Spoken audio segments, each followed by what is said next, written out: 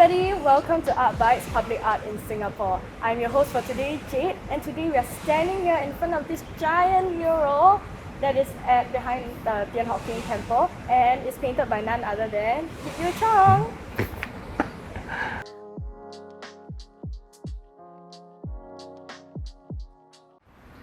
Okay, right now we are standing at Amoy Street at the back wall of the Thian Temple.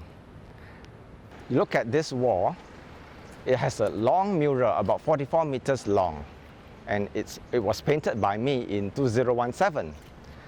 Okay, let me tell you a short story of how I ended up painting such a long mural. So Hokkien Hui Guan in 2016, about a year after I painted my first murals, approached me.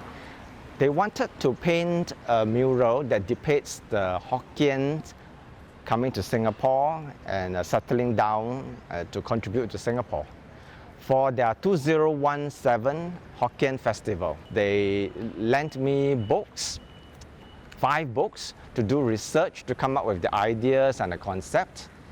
And after I have read all the books, done my research, I drew some sketches for them to submit to the authorities for approval. There were actually many authorities that needed to approve this because this building, 180-year-old temple, is a national monument in Singapore.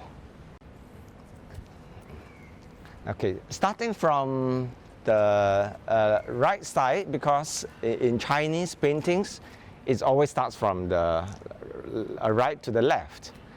That's why I wanted to paint it this way, so that it looks like a long Chinese painting scroll. So from the right side, you can see the scene of people leaving their homes. And where were the homes? The homes were in southern China, in Fujian province. So you can see the sad faces of families bidding farewell to the men who were leaving home. And why did they leave homes? Because they wanted to find opportunities at that time in Singapore. So after the migrants from southern China arrived, the first thing they did was they came to the temple to pray to the goddess Matu for the safety that they had for the journey to Singapore. Oh, you can also see an Indian Muslim shrine, the Nagor Dargah shrine, right? And many other races like Indians and the Peranakans and the Arabs and the Malays. So it spoke of the era when Singapore had many migrants from all over the world coming to find opportunities to make a better life for the families back home. Okay, moving along to the center of this mural, it's a much longer scene and it's more colorful. Why I made this more colorful? Well, of course, besides bringing out the festivities, it also depicts the passage of the time, right, from the monochrome to the color. And later on, you will see that it's even more colors. Now, this scene here depicts the procession of welcoming the goddess Matu statue that was imported from China to Singapore. So at that time, they even had days of procession to welcome the goddess Matu. And the statue was placed inside the temple. I actually browsed through lots of old pictures from those books that Hokkien Hui Guan lent me to try to imagine this scene, because there were very few photographs. So I saw a few photographs of an Indian man taking part in the procession, helping to carry umbrellas. And there were also spectators, Arab spectators, as you can see. They were from Arab. You see the dagger that this man was holding was either from Oman or Yemen. They were the earliest Arab settlers in Singapore. So this scene here depicts a mass wedding in 1960s. Right? In those days, families were much poorer than today. So getting married needed a lot of money. So one of the ways the associations, the Chinese clans associations did was to hold mass weddings so that the couples can